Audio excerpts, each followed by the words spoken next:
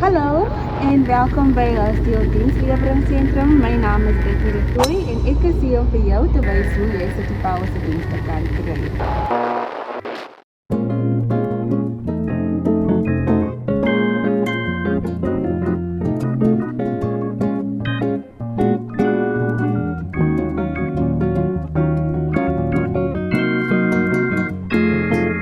Jy kan gerus by ons loop in sentrum kom inloer of met ons kliëntedienspan kom praat. Jy kan ons ook kontak via ons gratis nommer 08 00 3 WhatsApp, sosiale media of ons webtuiste om navrae te log of te eskaleer.